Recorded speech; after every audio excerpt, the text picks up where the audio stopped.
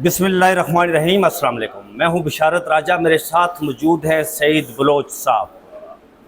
3 से 4 अहम खबरें आपके सामने रखेंगे।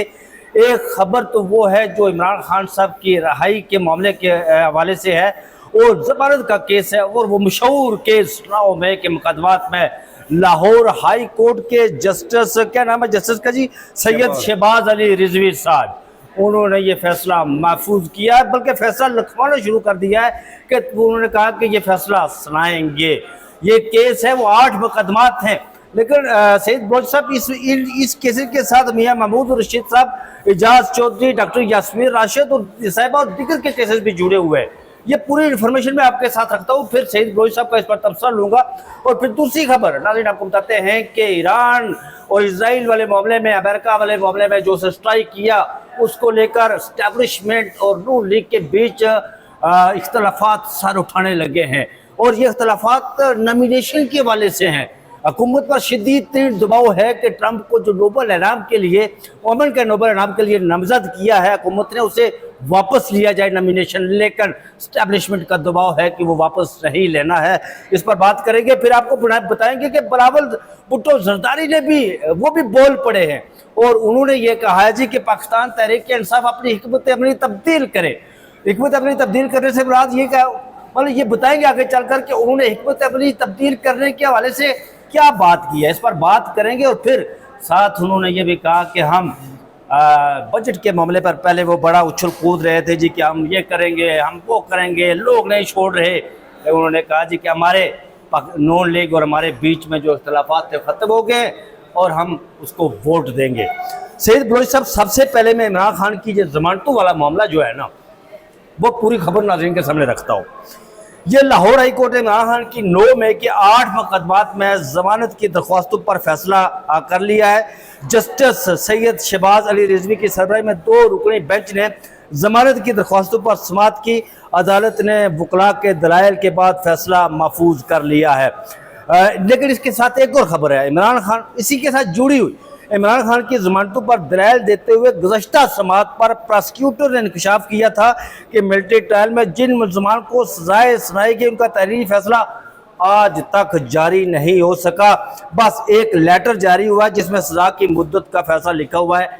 लेकिन सईद बलोच साहब, अगर आज इमरान खान की जमानतें लाहौर हाई कोर्ट मंजूर कर लेती है तो इंसदाद दहशतगर्दी अदालत शाह महमूद कुरैशी, डॉक्टर यास्मीन राशिद, एजाज चौधरी, मियां महमूद रशीद की 9 मई मुकदमात में बकिया जमानतों पर फैसलों पर जमानत भी मंजूर कर लेगी। आपको पता है कि मियां महमूद रशीद साहब ने लाहौर हाई कोर्ट से दरख्वास्त जमानत वापस ली थी, उसकी वजह यही थी। क्या कहेंगे आप? बहुत शुक्रिया बिशारत राजा साहब। देखें, मुझे यूँ लगता है कि ये जो चंद मुकदमात में अगर ज़मानत मिल रही है, आपको पता है जुमा के रोज़ भी शाह महमूद कुरैशी साहब की एक मुकदमे में ज़मानत हुई थी, और इस तरह PTI के जो दीगर लोग हैं, अब उनको शायद वो निज़ाम इंसाफ आपने कुछ 2 साल से तो रोक के रखा हुआ था ना, तो अब वो जब आप पानी का रास्ता रोकते हैं ना, तो पानी को आप रोक नहीं सकते। जो कुदरती बहाव होता है ना उसका, वो जब आप रोकते हैं तो फिर पानी कहीं ना कहीं से अपना रास्ता बनाकर निकलने की कोशिश करता है। तो ये निज़ाम इंसाफ भी कुछ इसी तरह की सूरत हाल हमें बनती दिखाई देती है कि आप जब कुदरत के रास्ते में रुकावट डालते हैं ना, तो कुदरत फिर अपना रास्ता बनाने की कोशिश करती है, और जब कुदरत अपना रास्ता बनाने की कोशिश करती है ना, वो फिर इंसानों के लिए तबाही या आफात की सूरत में सामने आता है। तो अदल करना, इंसाफ करना, ये कुदरत की एक सिफ्त है। कुदरत की सिफ्त में रोड़े अटकाएंगे ना, तो फिर उसके जो नताइज होंगे वो बड़े संगीन होते हैं। तबाहकुन। कुदरत ने अपने आप को बैलेंस रखना है। ये हो नहीं सकता कि आप कोई काम ऐसे करें जिससे कुदरत का निज़ाम डिस्टर्ब होना शुरू हो और आप उसको एंजॉय करते रहें और कुछ लोग उससे मुतासरा होते रहें।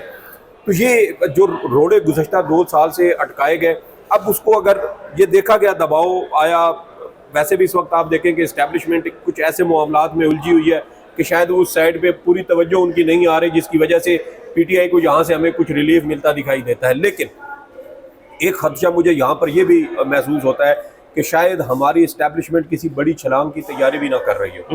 हमने देखा है कि इमरान खान या PTI के लोगों के कुछ मुकदमात में अगर जमानत का कोई मामला बनता है, तो वो दर हकीकत एक अगले किसी कदम का नुक्ता आगाज होता है। मिसाल के तौर पर एक मुकदमे में इमरान खान साहब की जमानत जब होने लगती है या होती है, तो उससे पहले उनको किसी और मुकदमे में सजा सुना दी जाती है। तो वो एक सेट पैटर्न ऑलरेडी हमारी इस्टेब्लिशमेंट का बना हुआ है, और उससे हमें उनके चीज़ों को, उनके मामलात को, उनके मुस्तकबिल के होने वाले इक़दामात को समझने में हमें कुछ मदद मिलती है। तो एक मेरी जो छठी हिस्सा वो ये कहती है कि अगर ये ज़मानतें, जैसे कि इमरान खान साहब का मुकदमा ये महफूज हुई है, ये फैसला, और जैसे आपने कहा कि जज साहब ने यकीनन फैसला लिखना शुरू भी कर दिया होगा जी, वो आज उन्होंने कहा कि सुनाएंगे। और ये सईद बलोच साहब ये वही जज हैं जो गुज़श्ता समात पर, गुज़श्ता से व्यवस्था समात पर अदालत में केस लगा तो ये इन्होंने दरख्वास्त दे दी कि मैं मुल्तान जाना चाहता हूँ, मेरी वालदा वफात, उनकी वालदा हालांकि अप्रैल में 21 अप्रैल को फौत हुई थी। और ये गलबन कोई 20 या इसी तरह की तारीख 18-20 मई की तारीख थी गुज़श्ता माह, जब अचानक वो छुट्टी पर चले गए मुल्तान, क्योंकि ये भी मुल्तान से हैं और हमारे हाजी अमीनुद्दीन साहब मुल्तान से हैं, तो ये भी मुल्तान से हैं। तो मुल्तान वाले पत्नी अचानक छुट्टियों पर चले जाते हैं और लंबी लंबी छुट्टियां इनकी होती हैं। बहरहाल अब वो वापस आ चुके हैं। इमरान खान साहब की ज़मानतों के मुकदमात का फैसला महफूज हो चुका है। ये ज़मानतों में, इसमें मेरे ख्याल में 9 मई के जितने भी मुकदमात हैं बशारत राजा साहब, इनमें कोई वजन नहीं है और इन मुकदमात में जमानत मिलने का कब भी इम्कान है बसूरत दीगर के हमारी इस्टेब्लिशमेंट कोई इसमें मजीद रोड़े अटकाए और कोई नई छलांग लगाने की तैयारियों से पहले इस तरह की कोई पेशबंदी की जाए तो वो एक अलग कहानी हो सकती है। और इमरान खान साहब हों, डॉक्टर यास्मीन राशिद साहबा हों, मियाँ महमूद रशीद हों, साबिक गवर्नर पंजाब उमर सरफराज चीमा साहब हों, शाह महमूद कुरैशी, जितने चौधरी साहब को तो सुप्रीम कोर्ट ऑफ पाकिस्तान जमानत दे चुकी है। तो जितने भी ये लोग हैं इनके खिलाफ कोई मुकदमा, अब देखें कि डॉक्टर यास्मीन राशिद साहबा का केस इतना कमजोर है कि गुज़श्ता 2 साल से तफ्तीशी रिकॉर्ड ही अदालत में पेश नहीं कर रहा। बिल्कुल, क्योंकि ये पता है कि जिस रोज ये जब भी केस लगता है तो प्रोसिक्यूटर कहता है जी कि वो तफ्तीशी अडियाला जेल गया हुआ है। हाँ। कभी वो कुछ कहता है, कभी तो वो कुछ कहता है। अफसोस है, अफसोस का मकाम है कि हमारी अदलिया जो वैसे ही वफात पा चुकी है, काजी फायज ईसा यहाँ पर मकबरा खोद के गया था और उसके अंदर ये अदलिया की ताफुन ज़्यादा लाश को अब दफनाने का प्रोसेस जो है वो आहिस्ता आहिस्ता जारी है। और ये काम हमारे मौजूदा चीफ जस्टिस जनाब याहिया खान साहब बहुत ज़बरदस्त तरीके से कर रहे हैं। पाकिस्तान में 2 लोग बड़े याद रखे जाएंगे तारीख में, वो एक अलग बात है कि मनफी तरीके से याद रखे जाएंगे। एक याहिया खान साहब जो सकूत ढाका के जिम्मेदार थे और दूसरे याहिया खान साहब जो सकूत अदलिया के जिम्मेदार हैं। और इनको पाकिस्तान की याहिया खान अफरीदी, याहिया खान, वैसे याहिया खान ही कहते हैं, वो भी याहिया खान थे, वो भी पठान थे ना। तो अल्लाह इनको हिदायत दे। और अब देखना यहाँ पर ये है बशारत राजा साहब के, इमरान खान साहब के मुकदमात में क्या जज साहब आइन और कानून के साथ खड़े होते हैं या नून के साथ खड़े होते हैं, ये तो आने वाला वक्त बताएगा। लेकिन आपको याद होगा, कोई वजन नहीं, आपको याद होगा कि जस्टिस जमाल मंदोखेल गुज़श्ता साल रमज़ान में यहाँ पर हमजा कैंप वाले मामला, जी 5 जवानों का जमानत का केस, तो जब प्रोसिक्यूशन से उन्होंने सबूत मांगे तो प्रोसिक्यूशन के पास सबूत नहीं थे। उन्होंने कहा कोई CCTV फुटेज दें, उन्होंने कहा जी कि वो कैमरे नहीं है, उन्होंने कहा जी कि आप जो एहतजाज कर रहे थे क्या कोई कैजुअल्टी हुई, उन्होंने कहा जी नहीं हुई, क्या कोई ज़ख्मी हुआ, उन्होंने कहा नहीं हुआ, क्या जो एहतजाज कर रहे थे उनके पास से कोई बम तोप कुछ चीज़ बरामद हुई, उन्होंने कहा नहीं बरामद हुआ। उन्होंने कहा कि गवाह, उन्होंने कहा जी कि गवाह एक पुलिस हवलदार है जो जमाल पार्क लाहौर में बैठा हुआ था। तो फिर जस्टिस जमाल मंदोखेल साहब ने ये बात की थी कि क्या हम एक साबिक हवलदार के कहने पर, एक हवलदार के कहने पर साबिक वज़ीर-ए-आज़म को गद्दार कह दें, और फिर उन 5 मुलजमान को उन्होंने ज़मानत दी थी। और कितनी सितम ज़रीफ़ी की बात है, मैं आपको बताता हूँ सईद बलोच साहब। उस 5 मुलजमान में एक नौजवान जो रवला कोर्ट का था, जो चार्टर्ड अकाउंटेंट था, वो जस्ट बाहर निकला और उसका तो कैरियर ही तबाह करके रख दिया गया। उस बेचारे नौजवान का क्या कसूर था? देखिए ये जुल्म इसी तरह हुए हैं और इससे भी घिनौनी कहानियां हैं, घिनौने। मुझे कुछ लोगों की जानिब से बताया गया जो PTI से ही ताल्लुक़ रखते थे, उन्होंने कहा कि वो लोग जो 9 मई वाक़यात में जिनको गिरफ्तार किया गया, जिनके बारे में पुलिस को ये पता चला कि ये कुछ मालदार हैं, तो उनसे 2-2, 3-3 करोड़ रुपए वसूल किए गए पुलिस की जानिब से। एक वाक़या मैं और बताता हूँ आपको। 9 मई हुआ तो एक हमारे कश्मीर का जीरे का रहने वाला एक नौजवान है, उसकी गाड़ी जो है वो सदर के करीब थी, तो उसकी गाड़ी की बना पर उसे घर से उठा लाया गया। देखिए यही वो घर पर था 9 मई को जीरा में। राजा साहब ये जो 9 मई के वाक़यात में फौजी अदालतों से सजाएं हुई हैं ना, इसमें एक रिक्शे वाला भी था और वो बेचारा वहाँ से सिर्फ वो जो कोर कमांडर हाउस का इलाका था ना, क्योंकि इन्होंने 5 किलोमीटर का सर्कल लगाया और 5 किलोमीटर के सर्कल के अंदर जितने भी लोग थे जियो फेंसिंग की बुनियाद पर उन सबको उठा लिया। उसमें एक इत्तेफाक से पाकिस्तान की जो गालबन फुटबॉल टीम थी ना, उसकी एक खातून प्लेयर को भी इन्होंने उठा लिया था। तो ये इन्होंने जियो फेंसिंग की। जियो फेंसिंग के अंदर इनके पास कोई शवाहिद नहीं थे, और जियो फेंसिंग एक मुस्तनद किस्म का सबूत या शवाहिद नहीं है जिसको आप अदालत में इस्तेमाल कर सकें। पाकिस्तान ने ये हुक्म दिया था, फैसला दिया था कि 45 दिन के अंदर अंदर जो मिलिट्री अदालतों से जिन लोगों को सजाएं मिली हैं उन्हें फैसले की कॉपी दी जाए। 45 दिन गुजर गए, कल अभी तक वो फैसले की कॉपी उन्हें नहीं दी गई। देखिए, कापियां नहीं मिली, तफसीली फैसले नहीं मिले। सुप्रीम कोर्ट ने कहा था कि 45 रोज के अंदर पार्लियामेंट कानून साजी करके लोगों को अपील का हक देना चाहे तो दे सकती है।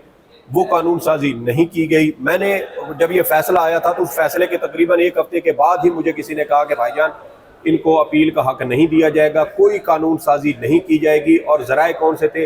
अटॉर्नी जनरल साहब ने बताया था कि भाईजान ऐसी कोई कानून साजी ज़ेरे गौर नहीं है। और यहाँ से आप ज़रा अंदाज़ा करें कि इमरान खान साहब के हवाले से ये खबरें सामने आ चुकी हैं। उनके बेटे अपने वालिद की सजाए मौत का खदशा जाहिर कर चुके हैं। खुदा न खास्ता इमरान खान साहब को या किसी सियासतदान को, अब आज तो इमरान खान सब चक्की में पिस रहे हैं ना, वक्त तब्दील होता है, नवाज शरीफ साहब आ जाते हैं, जरदारी साहब आ जाते हैं, बिलावल और मरियम गिरफ्तार होते हैं और उनके खिलाफ भी फौजी अदालतों में मुकदमा चले, उनको किसी मुकदमे में खुदा न खास्ता सजाए मौत हो जाए और उनके पास अपील का फुरम ही कोई ना हो, तो मुझे बताएं फिर उनकी हालत क्या होगी। यही एग्जैक्ट सिचुएशन इमरान खान साहब के साथ बनती नजर आ रही है। और मुजरिम मैं समझता हूँ कि इमरान खान या PTI के कारकुनान नहीं, असल मुजरिम यहाँ सुप्रीम कोर्ट ऑफ पाकिस्तान में बैठे वो 5 जज हैं जिन्होंने बुनियादी हकूक का तहफ़्फ़ुज़ करने की बजाय फौज के हक में ये फैसला दिया। उनके हाथ में लोगों को गर्दनें थमा दी। अब वो जिसको चाहे फांसी दे, जिसको उठा के मुकदमे में नामजद कर दे। मेरी अगर फ़र्ज़ करें कि किसी फौज के किसी एहलकार के साथ मेरी कोई बहस तकरार, कोई कारोबार या गली मोहल्ले में हम पड़ोसी और हमारा कहीं झगड़ा हो जाए और मुझे अगले दिन उठा के मेरा कोर्ट मार्शल फौजी अदालत में कर दिया जाए, तो मैं कहां से किससे जाके ऐसी तबाही और बर्बादी की आपने बुनियाद रखी। आपने इस पाकिस्तान की बुनियादों में ऐसा बारूद फिट किया है फौजी अदालतों वाले इस केस के जरिए कि जिसकी तबाही और बर्बादी का सारा जो बोझ हो वो यहाँ इन बैठे 5 जजेस के कंधों पर आकर गिरेगा। ये तो जब तारीख लिखी जाएगी तो फिर देखा जाएगा। तारीख लिखी नहीं गई, तारीख लिखी जा चुकी है। लेकिन सईद बलोच साहब वक्त दूर नहीं, मैं आपको बताऊं कि जब नून लीग वाले, पीपल्स पार्टी वाले और ये सारी सियासी जमातें जो आज घुंघरू तो डांस कर रही हैं, ये जब रोएंगी तो इनके वो रख्सारों से आंसू नहीं बहेंगे, खून के आंसू बहेंगे और फिर पूछने वाला और इनको पुरसा देने वाला कोई नहीं मिलेगा। अभी देखिए, आपने जो वो बात की ना, मुझे वो याद आ गया कि अभी 3-4 ऐसी डेवलपमेंट्स हुई हैं अभी हालिया, जो पिछले हफ्ता 10 दिन है ना, इसके अंदर इन हफ्ता 10 दिन की 3-4 डेवलपमेंट्स को अगर आप देखें तो हमें एस्टैब्लिशमेंट और मुस्लिम लीग नून में सब अच्छा नजर नहीं। यही अगली स्टोरी यही है जी। मिसाल के तौर पर आर्मी चीफ साहब, फील्ड मार्शल साहब अमेरिका गए, इनके चेहरे लटके हुए थे, और आपने सवाल किया था यहाँ पर वज़ीर कानून साहब, तो उनसे पूछा गया कि आप एस्टैब्लिशमेंट के इन हालात में आप क्यों चल रहे हैं, तो उन्होंने कहा था कि क्योंकि एस्टैब्लिशमेंट के पास बंदूक है इसलिए हम मजबूर हैं जी। ये वज़ीर कानून साहब के अल्फाज थे। अब फील्ड मार्शल साहब अमेरिका गए, अपने साथ किसी सियासतदान को नहीं लेकर एक बंदा गया, वो सियासतदान नहीं था, वो आजाद हैसियत में, उस मुलाकात में भी नहीं था, उस मुलाकात में भी नहीं, और वो एक आजाद सेनेटर है, आर्मी चीफ साहब का एक करीबी अजीज है, रिश्तेदार, वो साथ गया है। और उस मुलाकात की सारी कहानी जो जिस तरह गुज़श्ता रोज सेक्रेटरी खारजा ने फॉक्स न्यूज को इंटरव्यू देते हुए जो बीच चुराए वो उन्होंने वैसे दी है, तो ये सारा बर्डन भार किस पर आ रहा है? देखिए, यही बात है कि कोई सियासतदान साथ नहीं गया, सियासी रहनुमाओं को कोई वक़्त, कोई अहमियत नहीं दी गई, हुकूमत को बिल्कुल साइड लाइन कर दिया गया। ऐसे ही लगता है जैसे वो दूध के अंदर से ना, वो लस्सी के अंदर से मक्खन को आप निकाल लें और नहीं, मक्खन से बाल को निकाल लें, यूं कर लें। तो ये हालत इस हुकूमत की है, कोई इनको क्रेडिट नहीं मिल रहा। जो अच्छा होता है वो सारा क्रेडिट उनको जाता है। वहां पर डोनाल्ड ट्रंप साहब को फील्ड वो नोबेल इनाम का जो नॉमिनेशन जो है वो वहां पर फील्ड मार्शल साहब ने दी, वो क्रेडिट भी उन्हीं के खाते में चला गया। और ये बाद में कहानी कुछ और निकली, और बाद में देखिए जिस तरह कल अमेरिका, अब देखिए यार सईद बलोच साहब होता क्या है। अब मुझे ये बताया कि जिस वक्त ट्रंप बाहर निकला ओवल ऑफिस में, वो लंच खत्म हुआ तो बाहर निकलकर उसने जब साफियों को बुलाया, साफियों को बुलाकर उसने गुफ्तगू की, तो साफी जब उनसे पूछता है तो उसने कहा कि मैंने फील्ड मार्शल को इसलिए बुलाया था यहाँ पर कि मैं उनका शुक्रिया अदा करने के लिए, जो पाक भारत जंग का वो टाकरा था, एटमी जंग, उसको रुकवाने के हवाले से। लेकिन उन्होंने एक लफ्ज़ कहा था कि मैं फील्ड मार्शल ईरान के मामले में मुझसे इत्तेफाक करते हैं। अब मुझे ये बताएं कि अगर उसने ट्रंप ने हमला किया तो क्या फील्ड मार्शल के इत्तेफाक की वजह से ये हमला हुआ? देखिए, मैंने उस दिन हमने जब वीडियो की तो मैंने आपको क्या कहा था, मैंने कहा था ट्रंप बाहर आकर कुछ ऐसा बोल देगा तो बाद में तरदीद करना मुश्किल हो जाएगा। तो आप करें ना तरदीद, नहीं ना हो रही तरदीद। तो वही मसला है यार। देखिए, अगर हम जैसे यहाँ बैठे लोग अगर चीजों को कोई सूझबूझ अगर हमें आ जाती है, तो जिनके पास सारी इंफॉर्मेशन है, जो इस हुकूमत के अंदर बैठे हैं, जिनके पास हर तरफ से रिपोर्ट्स आ रही है, क्या उनको नहीं पता होता कि वहां पर मामलात क्या होंगे? तो ये चीजें मेरे ख्याल में समझने की और इन पर अमल करने की जरूरत होती है। आप अगर सिर्फ एक नुमाइश के तौर पर किसी कुर्सी पर बैठे हैं तो फिर तो आप बैठे रहे, वो उससे कोई फर्क नहीं पड़ता। वो जो खबर है कि ट्रंप को नॉमिनेशन के हवाले से बड़ा शदीद दबाव है उसकी वापसी के हवाले से, लेकिन उधर से हमारी एस्टेब्लिशमेंट उसको वापस नहीं लेना चाहती। देखिए, वो तो कल ही खबर आ गई, ये इख्तिलाफात सर उठाना शुरू हो गए। देखिए, पहली खबर जो हम दे रहे थे कि किसी हुकूमती शख्सियत को मुस्लिम लीग नून की, हमने ये 4-5 दिन पहले व्लॉग में आप जी थी खबर की थी, कोई साथ लेकर नहीं गया। फिर दूसरी खबर कि आर्मी चीफ साहब की जानिब से ये कहा गया कि अगर वजीर आजम की कुर्सी पर कोई कुत्ता भी बैठ के काम, ये रिपोर्ट हुआ है, हमारी साहब ने, बाकिर सजाद साहब ने, ये फैज रहमान साहब है, ये रिपोर्ट किया, उन्होंने रिपोर्ट किया। हम नहीं कहते, ये उनकी रिपोर्ट किया है। और टीवी पर न्यू चैनल पर मतीउल्लाह जान के प्रोग्राम में भी बैठकर ये बात की। फैज रहमान साहब हैं, सहाफ़ी हैं, अमेरिका में होते हैं। उनको मतीउल्लाह जान साहब ने न्यू न्यूज़ पर अपने प्रोग्राम सहाफ़ी में उनको लाइन पर लिया, तो उन्होंने भी इस खबर की तस्दीक की कि ऐसे कुछ अल्फाज डॉग के हवाले से वहाँ कहे गए हैं, अदा किए गए हैं। तो ये देखें, अब वजीर आजम को अगर इस तरह कोई तशबीह दी जा रही है तो मेरे ख्याल में ये इंतहाई नामुनासिब है। बिल्कुल ठीक है। दूसरा, ये वही बुनियादी इख्तिलाफात है। मैं आपको ये देखें ना, ये एक तज़हीक यहाँ पर वाज़े तौर पर वजीर आजम के ओहदे की हो रही है। अब 2 हो गए। तीसरा, अभी गुज़श्ता रोज अंसार अब्बासी साहब ने पंजाब के अंदर मरियम सफदरवान के हवाले से एक ऐसी धमाका खबर दी है कि 1000 अरब रुपए, यानी 1 खरब रुपया, वो अली बाबा 40 चोर जो हैं वो ठगू का टोला है। तो वो देखिए कि 1000 अरब रुपए की करप्शन पंजाब के अंदर सामने आ चुकी है। तो ये खबर देने वाला कौन है? अंसार अब्बासी, हुकूमत और एस्टेब्लिशमेंट के मंजूर नजर सहाफ़ी है। इदारा कौन सा है जहां पर ये खबर ब्रेक की जा रही है? जंग ग्रुप, जंग अखबार। टाइमिंग देखे। ये मैं बता रहा हूँ कि ये सारे जो सीरीज ऑफ इवेंट्स है ना, एक के बाद दूसरा, दूसरे के बाद तीसरा हो नमूदार हो रहा है, उसी तरफ जा रहा है। ये मामलात हमें कोई अच्छे की खबर नहीं दे रहे। या तो एस्टेब्लिशमेंट, ये भी हो सकता है राजा साहब के एस्टेब्लिशमेंट नून लीग से कुछ ऐसा इकदाम करवाना चाहती है, ये भी हो सकता है, जिस पर मुमकिन तौर पर अभी नून लीग अभी उस पर दबाव लेने के लिए तैयार ना हो, क्योंकि चेहरे इनके उतरे हुए हैं। अब वो ये भी हो सकता है कि बाकायदा कोई अमेरिका को कोई पाकिस्तान के अंदर एयरबेस देने, बंदरगाह देने, या कोई ऐसी चीज जिसमें बराह रास्त वजीर आजम साहब की मंजूरी इन्वॉल्व हो, तो क्या कोई ऐसा काम होने वाला है? ये सियासतदान है जो है ना, इन्हें शर्म आनी चाहिए, इन्हें शर्म आनी चाहिए सियासतदानों को कि हर गंदा काम इनके कंधे पर डाला जाता है और ये उसे तस्लीम करते हैं मीनो अन। जिस तरह अभी जो कुछ हो रहा है, ये सारा मामला अब इस हुकूमत के गले में पड़ चुका है। अच्छा, अगली स्टोरी की तरफ आते हैं सईद बलोच साहब। एक जुमला मैं कह दूं राजा साहब, बात यह है कि नवाज शरीफ साहब ने 6 आर्मी चीफ लगाए, 5वीं बार उनकी हुकूमत है, 3 बार वो खुद वजीर आजम रहे, पिछले 16 महीने इनके भाई वजीर आजम रहे, अब 5वीं बार इनकी फिर हुकूमत है। मुझे बताएं, इन्होंने 6 आर्मी चीफ लगाकर 5 बार मरकजी हुकूमत लेकर सियासत में सीखा क्या है? अगर आप अभी तक एस्टेब्लिशमेंट के पैटर्न को ही नहीं समझ सके, यही सीखा है जी, पॉलिसियों को नहीं समझ सके, प्याज और 100 गंडे और 100 जूते खाने, इन्होंने यही सीखा।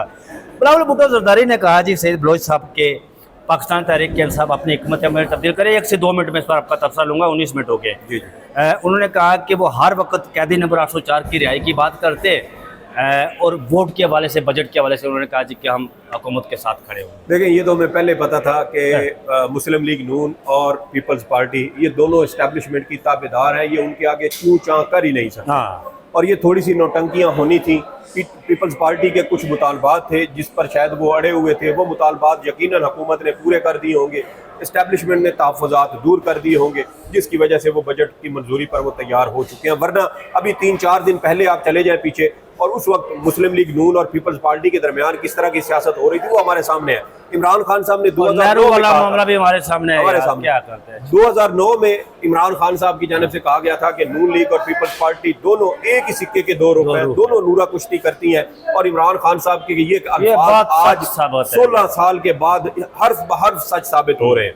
और दूसरी बात कि बिलावल साहब की जानिब से ये कहना कि पीटीआई अपनी पॉलिसी तब्दील करे, देखे जब आसिफ जरदारी साहब जेल में थे, जेल में तो वैसे वो गए ही नहीं, अस्पताल में गए थे, डॉक्टर आश्रम उनका दोस्त है, उसके अस्पताल में थे। उस वक्त पीपल्स पार्टी का क्या होता था मुतालबा, जिस वक्त पीटीआई हुकूमत में एफएटीएफ के हवाले से कानून साजी हो रही थी, उस वक्त पीपल्स पार्टी और नून लीग का मौक़िफ़ क्या होता था, नैब कानून तब्दील करे, नैब कानून तब्दील करे, नैब कानून तब्दील करे, तो तब हम आपके साथ बैठेंगे। ओ यार, इस पर एक आखिरी बात अगर उनके मुकदमात सियासी थे तो इमरान खान साहब के खिलाफ आखिरी बात करूंगा। मतीउल्लाह जान ने कहा था कि ये जाली नेल्सन मंडेला जो है ना बना हुआ, जिसे जरदारी कहते हैं, नेल्सन मंडेला को कब्र से उठ करना, इस पर मुकदमा दर्ज करवाना चाहिए कि भाई तू कहाँ से नेल्सन मंडेला बन गया है। ये आखिरी बात थी। ये एक ही आपकी बात है कि एक ही सिक्के के दो रुख है। नाज़रीन, मैं और शहीद बलोच अगले व्लॉग में यहाँ पर जो नेशनल सिक्योरिटी काउंसिल का इजलास हो रहा है, कौमी सलामती का इजलास पाकिस्तान के हवाले से मुबैना तौर पर बताया जा रहा है कि फील्ड मार्शल उसमें ब्रीफ करेंगे। हम अंदर की खबर निकाल कर बाहर लाएंगे और आपसे डिस्कस करेंगे। उस वक्त तक मुझे और शहीद बलोच साहब को इजाज़त दीजिए। अपना बहुत सारा ख्याल रखिएगा। अल्लाह हाफिज़।